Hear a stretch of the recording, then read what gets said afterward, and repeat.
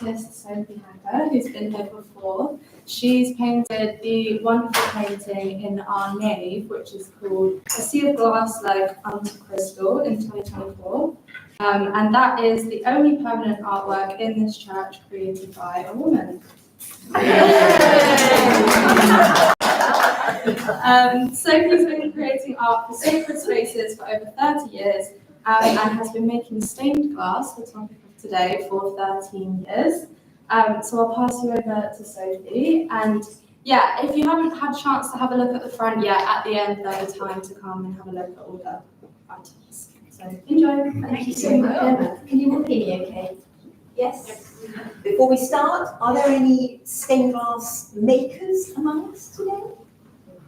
Yes, excellent. And then a little bit there, yeah, brilliant. Well, I don't know whether therefore I will be teaching you how to suck an egg, but hopefully there'll be something new in the materials I'm going to share with you today. The ancient craft of stained glass, ancient and modern. As Emma has just mentioned, I've been making stained glass windows since 2012, and I'm now about to embark on my 8th glass project. Not all of it stained glass, but my 8th glass project, and this will be a stained glass window in a church in Essex. And it is using the ancient medieval techniques that I'm going to share with you today, because whilst there are many modern ways of making windows for architectural spaces, the one that is of particular relevance for this beautiful church is the traditional medieval technique of flashed glass and painting, because there are a few examples around the building. Excuse me with my voice. Glass has to start somewhere, and I wonder whether any of you have ever had the opportunity to see glass being blown. Yeah. You can often see this in little small craft centres where people will do what's known as hot glass making. So they'll create swans or beautiful vessels and all manner of things, working with liquid glass, liquid silica, almost as if it's like sugar sculpture. Have you seen that? Twisting these incredible shapes. So stained glass starts life in a very similar way. There's a bulb of glass that you can see here, and this is a long hollow pipe, and all of these photographs are taken from a factory in Germany called Lambert's, which is where I buy most of my glass. As the bodger, and he really is called the bodger, as the bodger blows down the pipe, what happens is he's introducing air into a bubble of molten glass. Now, because he's introducing air into it, what does the bubble have to do? It has to expand, just like blowing up a balloon, blowing air into a balloon. And this bubble of molten glass gets bigger and bigger and bigger and bigger until it becomes this wonderful shell of very thin glass, which is by now probably about 5 or 6 millimeters thick. So it started like solid, it's now been stretched out to about 5 or 6 millimeters. It's, as you can tell from this particular picture and this picture, it's not white glass, it's not clear glass, it's not that kind of glass, it's got colour in it. But when you're making a stained glass window, you don't put the colour all the way through the glass. You just put a very thin layer of colour over the top. You do that right at the beginning with your bulb of molten glass. You dip it into a container that has the necessary minerals and chemicals to impart colour. Imagine a toffee apple. So the white glass is the apple, and the toffee is the colour. The difference here is that you're actually blowing up your toffee apple. which you can't actually do, but imagine you could stretch it out. You've got a layer of clear glass surrounded by a very thin layer of flash glass, and that's why it's called flash. You flash this colour over the top. Now, going into our journey on a stained glass window, you end up with this sort of tube of flashed glass. They then cut off the ends to create something that looks like an extremely glamorous and very large toilet roll. And then they score the middle so that these two halves flatten out. It goes into an annealing kiln, and the curved edges flatten in the kiln. And what comes out the other end is a piece of beautiful, mouth-blown flashed glass. And I've got an array of flash glass up here. Almost all of it is German, and I've processed it. This is my glass library, and it's how I work out what glass I'm going to use for a project in glass. The processing can take many forms. This is an example, for example, of sandblasting, where tiny, incredibly powerfully driven particles of sand are thrown at the glass with a mask protecting the bits you want to protect, and then the flash, as you can see, has been blasted away with the sandblaster, and here is the effect in the light. When you shine light through it, you get these amazing effects. This is acid etch, which I'm going to talk about in a minute. This is plated acid etch, which I'm also going to talk about in a minute. And all of these pieces of glass have been painted.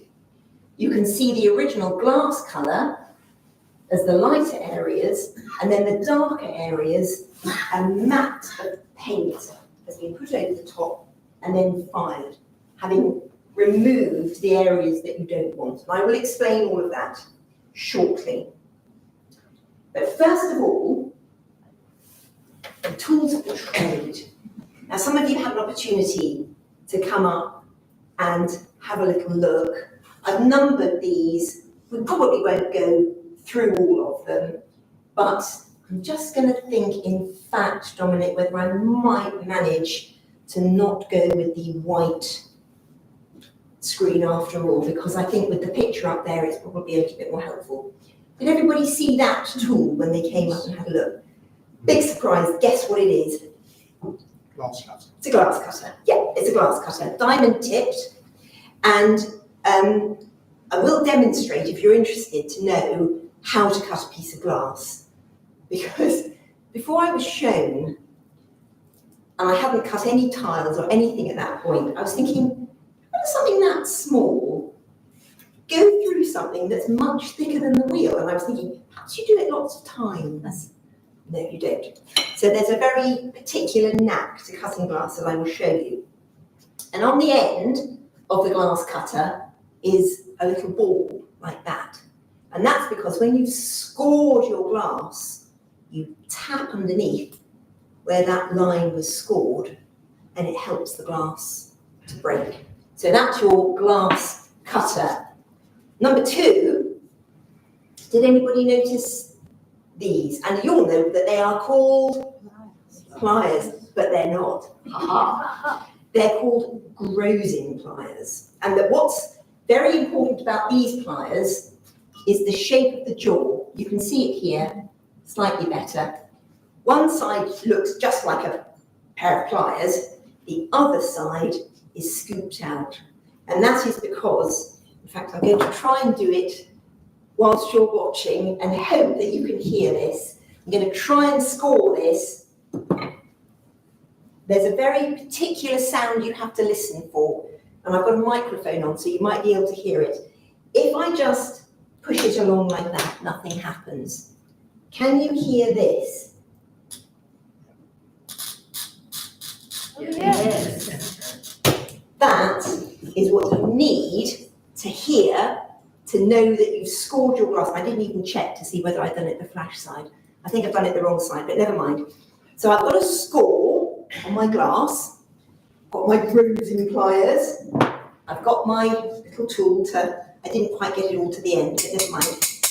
So I didn't even need the grazing pliers. There we go, ta-da! Just like Blue Peter, isn't it? So if I hadn't scored it as well as I had, I would have needed the grazing pliers to snap it off. The other reason that these grazing pliers are very, very useful is that you can nibble away little tiny bits of glass to change the shape if you need to. So there's those two. I've got to keep an eye on the time because I know I'm going to overrun. A few people said, what's that then? No, it's not cheddar. Did anybody sniff it? Is it beeswax? It is, it's beeswax. Absolutely right, it's beeswax.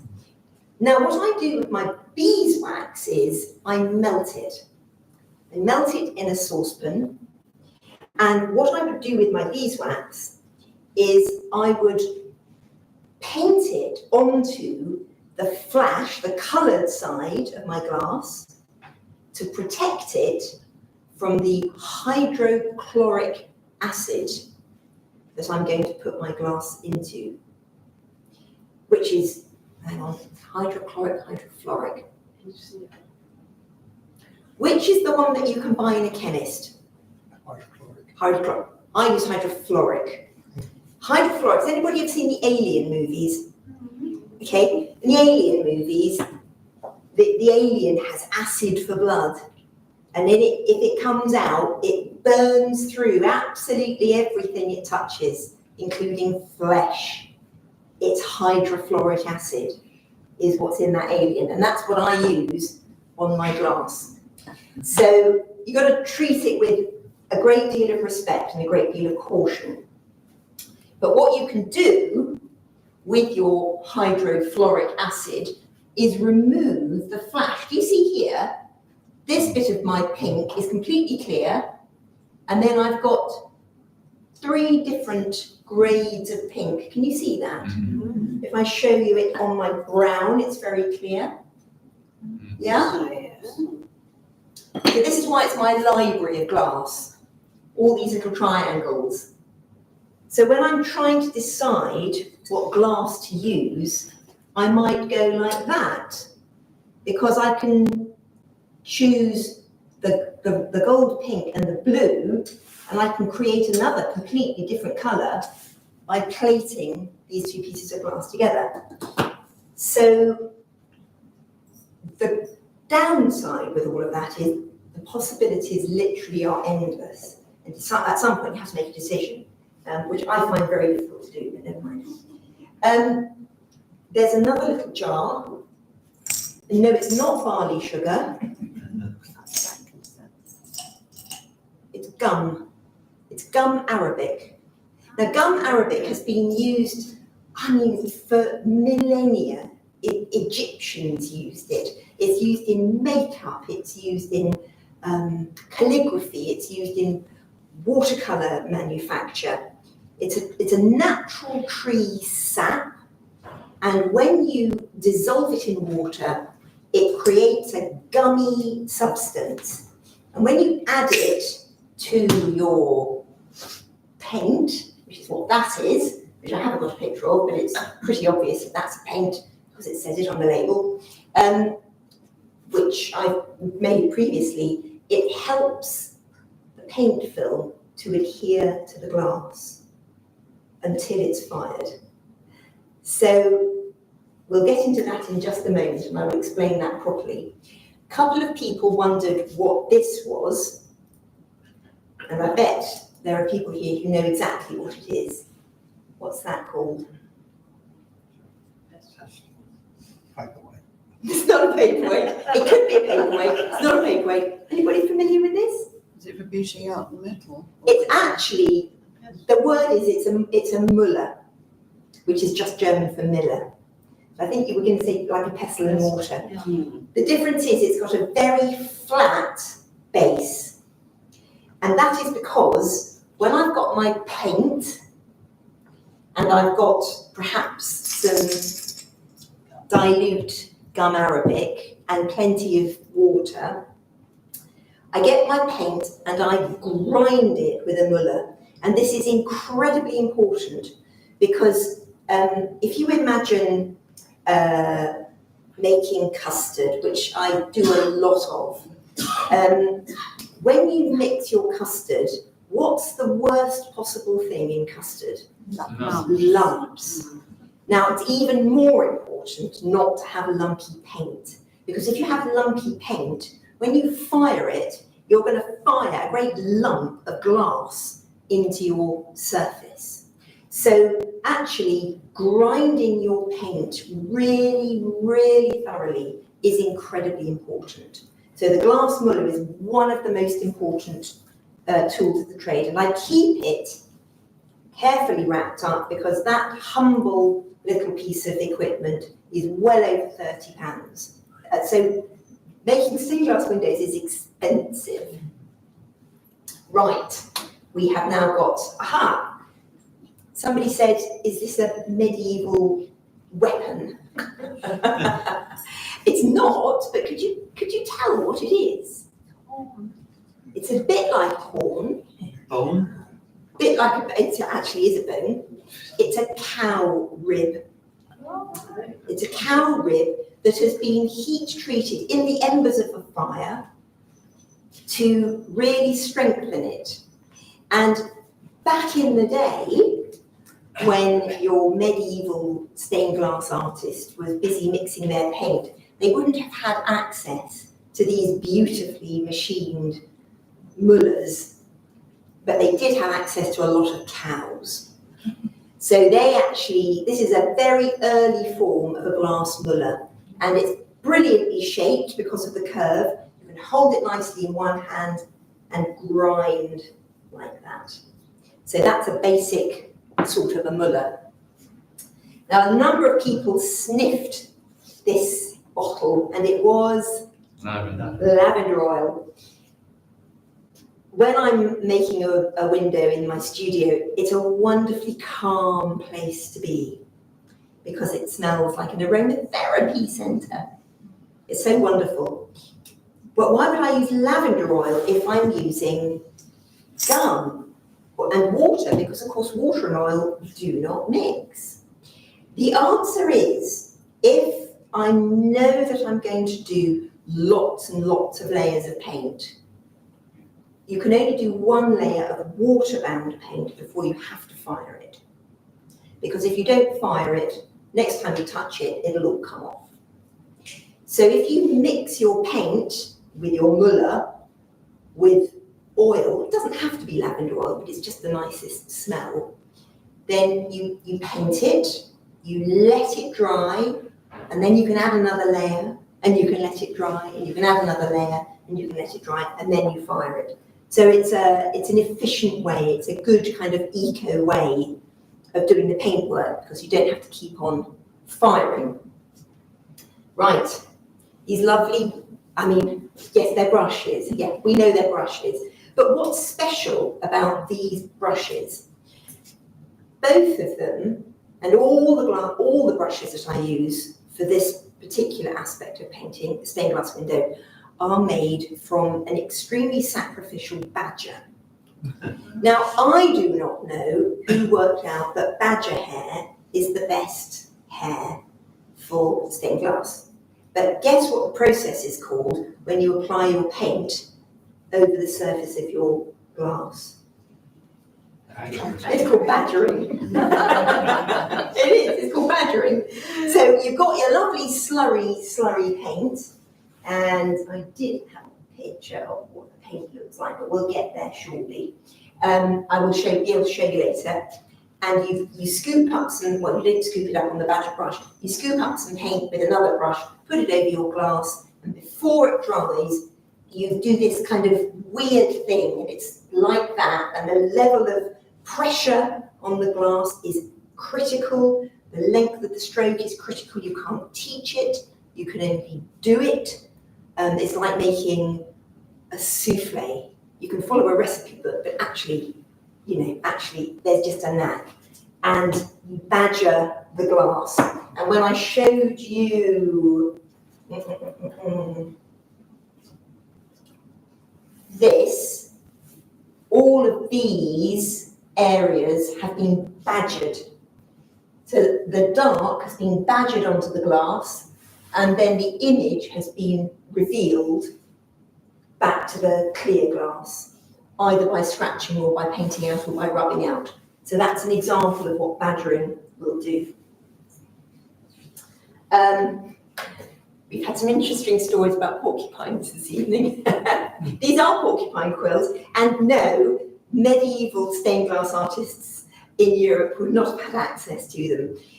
This is where the modern and the traditional come into play, because just as I have no idea who discovered that badgers were really invented by God to enable us to have lovely brushes for stained glass, God also invented porcupine quills for sgraffito in stained glass.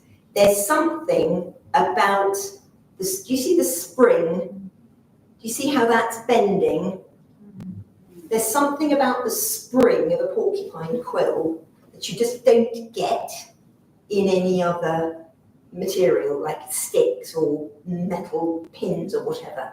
So it just responds beautifully. And sgraffito is when you're scratching out. That literally means scratch, sgraffito. No big surprise what that stuff is. If you've held it, please do wash your hands before you eat, because it is toxic. Lead, I will wash my hands, but later. And the lead, I did actually open up this piece to show you. Can you see that it's made of two thinner parts with a thicker core through the middle? So in section, it looks just like a capital H. So when you're making a window, those of you who've never had the opportunity to do that, you get two pieces of glass, or four, if you let's pretend I've created my window.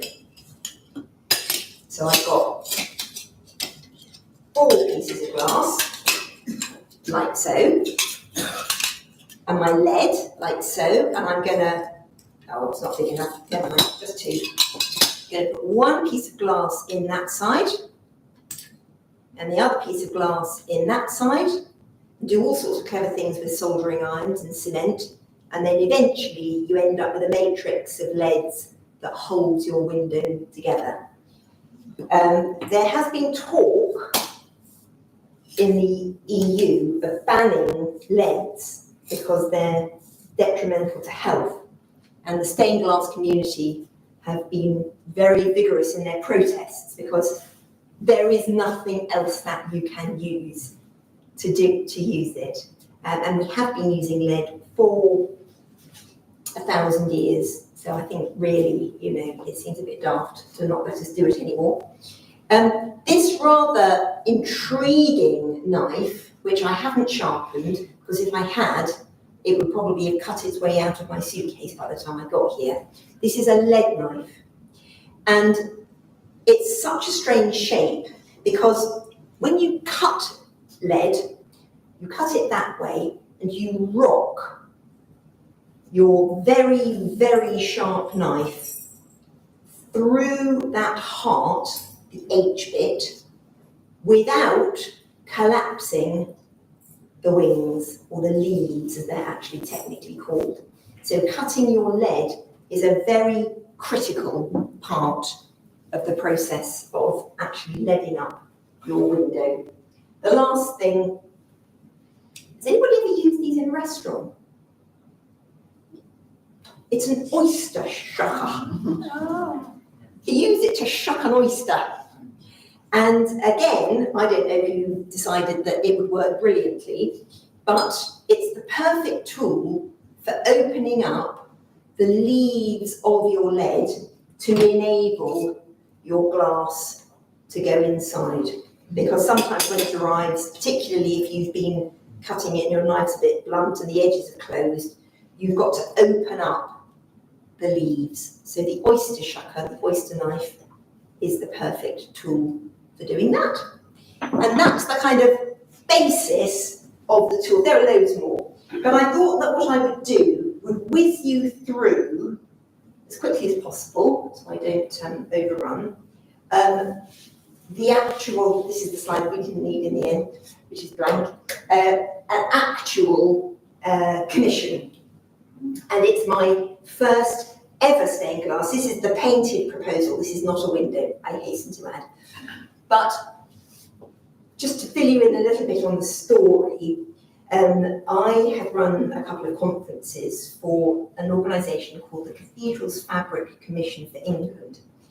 And it's a little bit like, so if St Marylebone want to do anything to the church, they have to get permission from the DAC, the Diocesan Advisory Committee.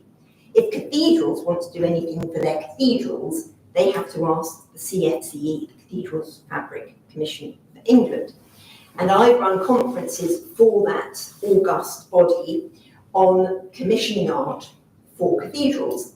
And there was a conference back in 2011 at Durham Cathedral, where it so happened that probably one of the very greatest stained glass artists living in this country today, a chap called Tom Denny, had just put a very large stained glass window into Durham Cathedral. So one of the things I was doing on the conference was to interview Tom at the window with all the delegates on the conference. So I met him and he was very gracious and he spoke very movingly and we were all enraptured and we went to the bar afterwards and I said to Tom, oh, gosh, I'd so love to make something in stained glass, but I'm nearly 50 now and that's never going to happen. And he said, you just never know. You just never know. Let this be a life lesson to you. You never know. Because 2 weeks later, I was walking around Winchester Cathedral, which is where I've done a lot of other sorts of work, not stained glass, and I was approached by a local vicar, and he said, Sophie, we've just had a legacy, and we like to put a window into our church, and are you interested? And of course I thought he meant, would I find somebody to make the stained glass window? And I said, well, certainly, I'll ask around and have a look. He said, no, we want you to do it.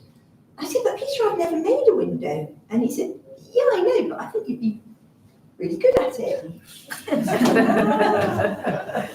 So I phoned up Tom and I said, hello, Tom, we met 2 weeks ago and guess what? And he said, right, get in the car, come to my studio, and I will tell you everything you need to know about how to make a stained glass window. So I did, and he did. And wow, what a generous, kind, and amazing man. And the space that I was given was this lovely window in a 14th century church. Actually, this 14th century window of the church, in fact, was built in the 11th century. And this is Jamie Clark, who is taking a template from the outside of the window, because this is where you start. First of all, you've got a design, and I will just very quickly whiz you through my painted proposal. It's St. John the Baptist. So had to have a river baptism. So we've got a river running through both sides. I didn't want to do one image and another image in the lights, which is what the Victorians did. So I've got this swirly shape. In the tracery above, you've got this sun, which is a bit like a crown of thorns, and the sun is reflected in the river. So you've got the baptism of Christ represented through the reflection of the sun above into the water. The church was a church of the Knights Hospitallers who went off to Jerusalem, I'm afraid, as part of the Crusades. But when they left the building, they placed their hand in a carving of a hand to dedicate their journey to God. And as you can see, I included the hand, which is carved into the stonework of the church. But in the centre of the hand, where the wound of Christ would be, is a piece of completely clear glass, So you see creation through the wounds of Christ. There's also a burning bush there, so the presence of the Spirit and the wisdom of God, and then different manifestations of earth presented, as you'll see when you get to the actual glass, that there are 4 different ways of creating the earth, so they sort of vaguely represent the 4 corners of the world. And there's also, I hope you can spot it, a very, very pregnant belly. And this is about all creation groans in longing for the redemption of creation. Up in the sky, there are also lots of little angels, but we'll get to that. So that was my design. And where is it? It's in a little, tiny, beautiful little church on the outskirts of a village called North Baddesley in Hampshire. So I had a design, and what's incredibly important about a window is that when you make it, it's going to fit. Because if it doesn't, it's not very good news. So Jamie is taking a template, measuring up. He's later going to have, this is a piece of paper that is literally cut to shape, because when the church was built, when that window was put in the 14th century, they weren't necessarily thinking about it being easy to replace the glass. So there's nothing regular about these sorts of shapes. You have to be very, very careful about measuring up. You also have to be very careful about the state of the stonework. So one of the suggestions that I made to the parish was that they would get this repaired before the window went in, because it would have been a shame to have spent all the money on the window and had some very, sad stonework. Then you cut the glass, and there's lots and lots of different pieces here, as you can tell. Some of them I have already acid etched. You can see on this piece of pink, this piece of red, there's some strong red and there's some very pale red, and I've acid etched that blue. But one of the most important things about when you've cut all your glass, and the reason that this is all on newspaper is I've taken it out of the acid and I've washed it off, and it's on lots of newspaper to dry off. But the important thing is knowing where it goes. Because you've got a jigsaw puzzle with, at this point, not really much of a picture on the front of the box to help you where all these individual pieces go. So you have, as a result, I'll just whiz past that one. You have, as a result, each part of the window in a separate tray.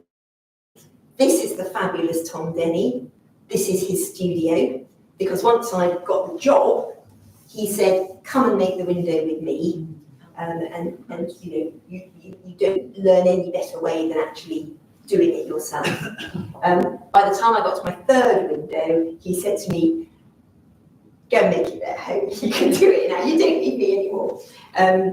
So each bit of the window has its own tray, and underneath is a paper template that helps me know where everything goes. And there's my little proposal, my little painted proposal that you saw at the beginning, just to remind me of what I'm trying to do. The picture that I whizzed past is that one. And what this is a small area of the river, beeswaxed, with melted beeswax onto another sheet of glass and then propped up on an easel against the window. So natural light comes in and I can see what it's going to look like actually against the sky. So all these splodges of the melted beeswax, it's the way Tom works. It's actually not the way I work anymore, because it's probably like learning how to be a chef with Heston Blumenthal. You're not necessarily going to do it the same way yourself, I hope. Here's the paint that I was telling you about. There's the Muller, And then this palette knife is just to keep on scraping, putting it back, scraping, muller, scrape, muller. So you can see that the paint is like a kind of thin batter by the time you've got a really good consistency. I notice how all my similes are to do with food. Sorry about that. When your paint has gone onto your glass, it looks like this, not terribly promising.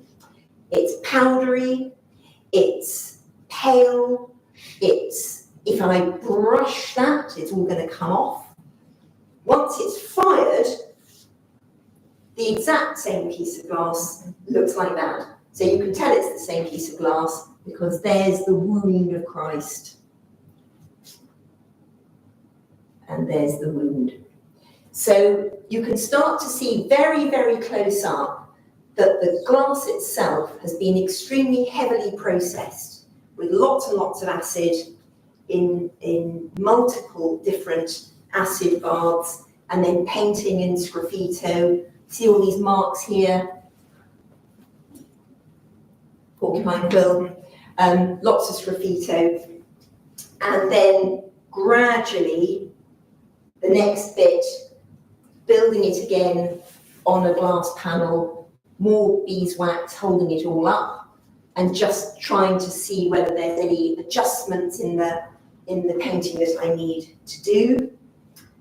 Then we get to the all-important leading, and this is Jamie again. This is not my window. He was leading a little panel for another project I was doing.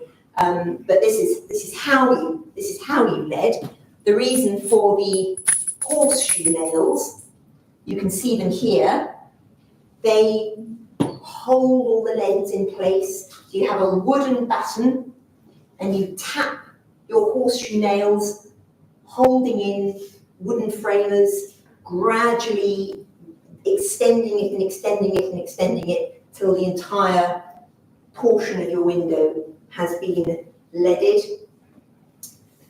And then what's amazing about lead is once it's in there, what otherwise appears to be completely random pieces of glass suddenly take on a sort of coherence to it.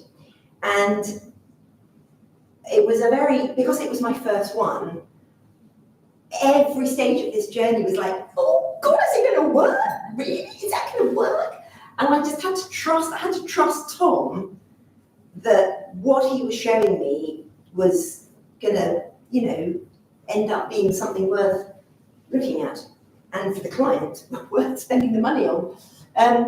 So once it's all leaded, then the separate parts go in, and there's me looking very nervous and trepidatious as the first tracery goes in. And the second panel, and then I'm looking very happy because it's in and it fitted. And actually, when I stepped back from it, I thought, bloody hell, I did that. And it was a really nice feeling, actually. So that's the completed window in daylight. Very hard to take a picture of stained glass. You really got to physically go and look at it in order to understand what's happening in there. But and also, of course, the screen's on a bit of a slant, and the colours are a bit weird. We found this. It looks ever so much better on my iPad, but never mind. It's St John the Baptist. It's as you go through the south door. You see, churches are designed so that you enter through the south, usually through a graveyard. So you're walking through death, you come into the south porch, and usually the font is there. Not always, not here, but usually the font is by the south door. And of course that means that as you enter the church, literally through baptism, you are entering life. And then you walk into the church, and then you would normally turn right, walk towards the high altar, and then receive the elements of communion. So the whole way that the church is built is to enable you to experience a spiritual journey every time. And that's what I wanted to do with my window, with all the kind of meaning that I put into it, with the sun and the hand becomes the hand of Christ, and his fingertips brush the water that we have to cross, the waters of life, the waters of death as well, the journey that we make at our end, but his fingertips are touching the water in order to help us on our journey into new life. And there it is. And I do believe that has just given us time for questions and an opportunity for you to come and have a look. I will just go back to, quickly, that clear panel that we had. Clear. Where's it gone? There. Because we had a bit of a thing in 2020, didn't we? Do you remember? No. What was that? So I made, and I hope you can see it here, a little panel for an exhibition about, this is my panel about COVID. So it's a very different way from the way that Tom works, but when you come up and have a look at the materials, you'll see that the NHS, can you all see that a little bit? Yeah. The NHS is blue glass with some very crisp acid etching. This, please believe these days will pass. Remember seeing that up a lot, posters like that? That has been badgered and then painstakingly removed everything that isn't the lettering to reveal the clear glass behind. All of this was leftover glass I had in the studio. I didn't cut any new glass. Then we've got Captain Tom. Oh, that's a sad story now, isn't it? So he's being painted on. So this basically has got lots of different techniques in it that help to kind of show. So I do a lot of teaching in for the Glaziers company, the Worshipful company, the Glaziers, of which I'm a liveryman. And you know John Wrenchins, yes? So I'm John Wrenchins, is Patrick Wrenchins' son. And this year he is the master of the Worshipful company of Glaziers, and I'm his steward.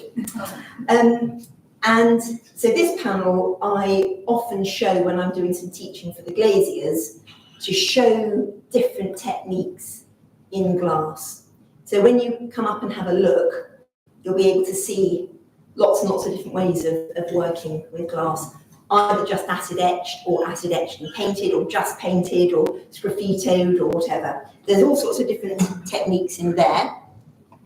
And I did bring also some examples of other sorts of projects that I've done.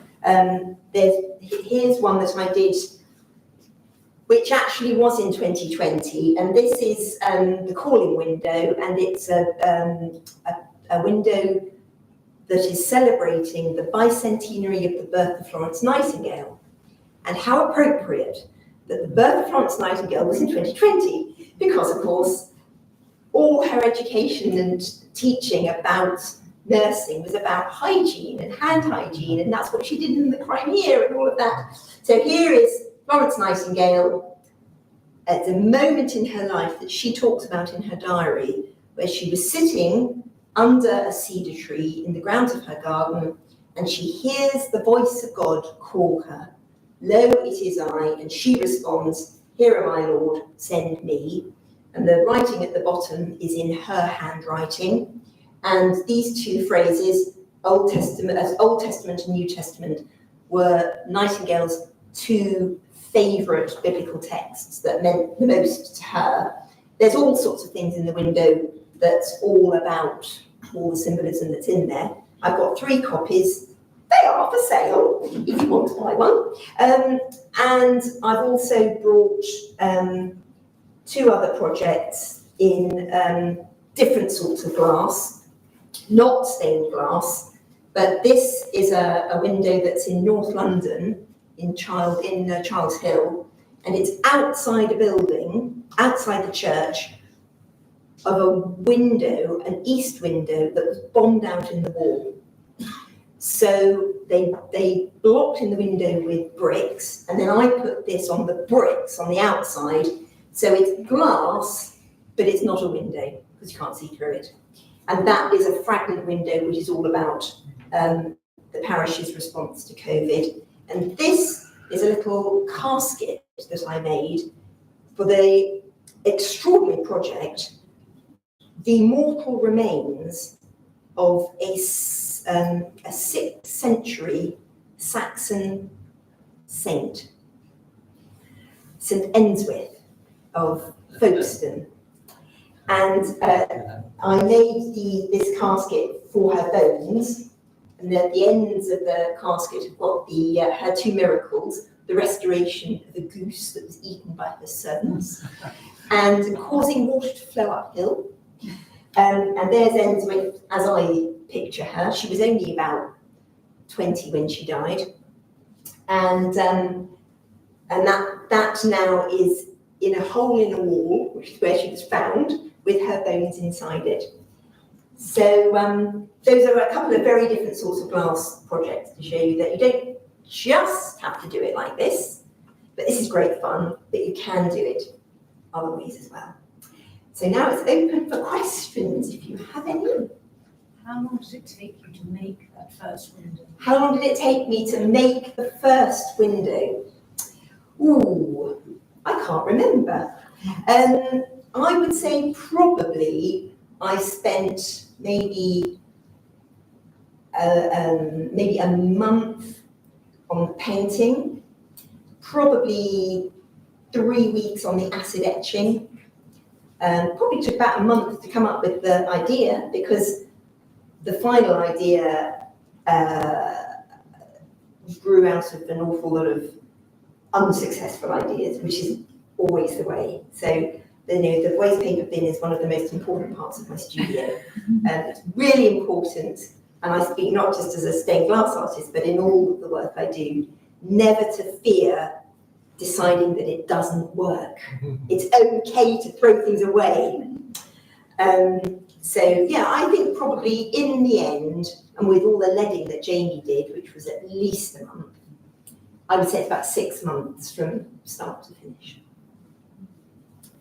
Yes. Do you work on one item at a time, or do you have several things? Do I work on one item at a time, or do I have several things? Yeah. So at the moment, I've got 2 textiles projects in America, 2 projects in France, ceramic enamel chapel windows that I'm doing in Durham, a traditional stained glass window that I'm making in Essex, an opaque enamel glass screen for a 14th century church in Dorset, a font bowl in bronze and copper for a cathedral, and a 20-foot glass stairwell that I'm doing at a school, which will just be a film, but I'm working with the children to design something. So how long will this take? I do a lot of different projects all at the same time. So when will this lot, be completed? Well, I've been working on all of those projects, some of them going back 2 years, because it takes a long time for some things to get permissions. Most of these projects, apart from the Essex window, which I haven't even started cutting out yet, we've only just got the faculty for that, I would imagine that's going to take a year, probably, to make. The American projects, the 2 Texas, Atlanta and Chicago, they're in process now, and I can hand over fairly soon. And I'm off to France in a few weeks' time to do the orrery and the hermitage that I'm doing there as well. So I am. Yes. A couple of technical questions, really. Do you ever find when you fire the glass, it either surprises you or disappoints you by the way it turns out? And the other thing is, going back to the very beginning, when the chap was blowing Yes. an orb of glass, how does he get the blowpipe into the piece of glass without it jamming somehow? Well, I'll take the first question first, which is, do you ever take a piece of glass out of the kiln and are surprised and or disappointed? It's not like pottery. I also do pottery, and when you open a kiln, it's always a surprise, and you never know what you're going to get. So there's that moment of kind of, cracking a kiln is a big deal. If that's happened in making a stained glass window, you've done something wrong. So it should be consistent. You can overfire, you can underfire, you can, red glass, I haven't got a piece of, yes, the red glass famously darkens if you overfire it, so it can go almost black. But you should know that before you start, so you're not committing to painting red glass. If you're going to use red glass, you'd normally do it as a plate and not fire it at all.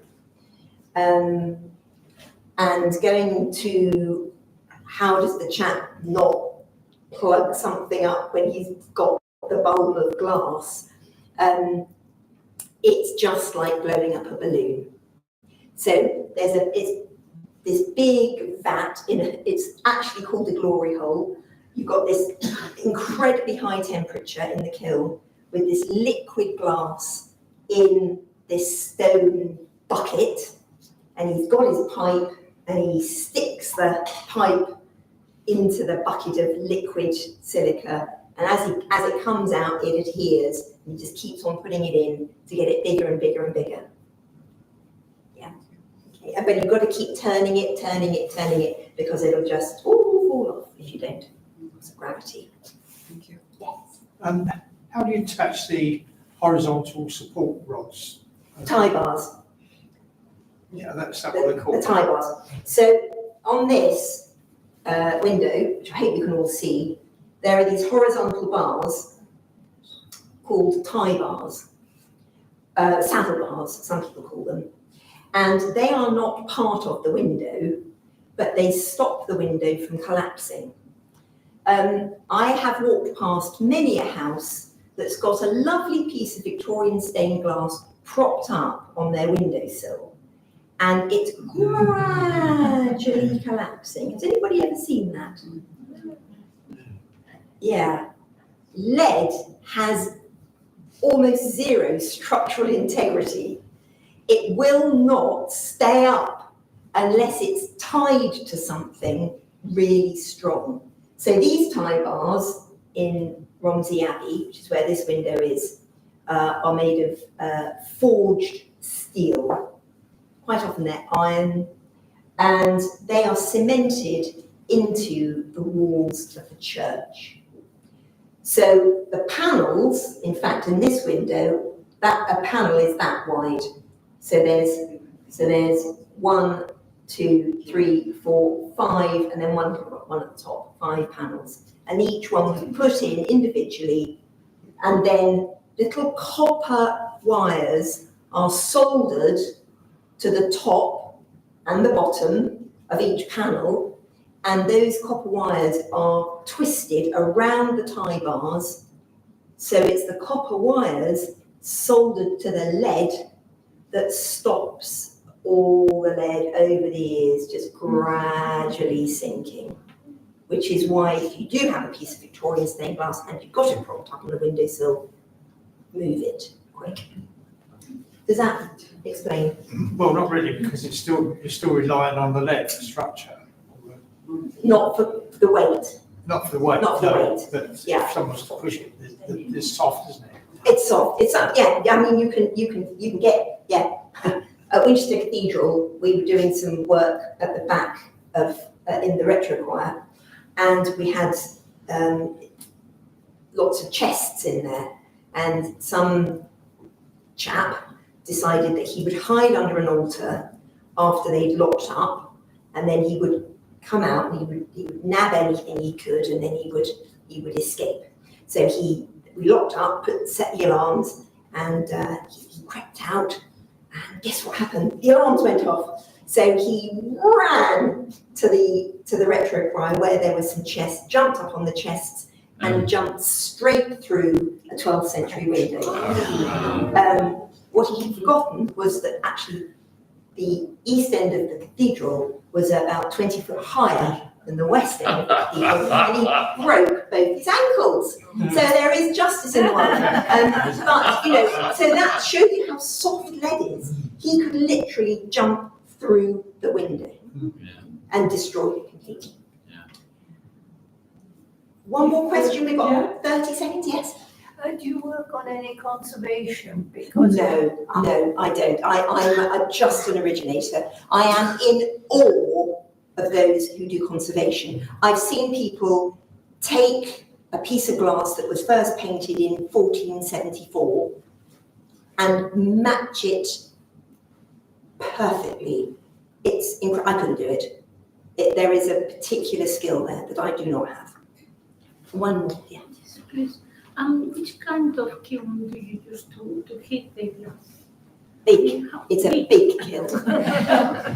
It's an electric kiln. It's about as big as this table. It's a top-loaded kiln bed, glass all the way across it, lid down, turn it on, walk away. So you will have had to use the one for the first project. You will have had to get. I use Tom's, yeah, and in fact Tom still does some firing for me because I don't own a kiln because they're about £8,000. Yeah. And if I only made stained glass, I might invest in one, but Yes. okay. Well, before you all come and have a look at these wonderful tools, just a big thank you to Sophie.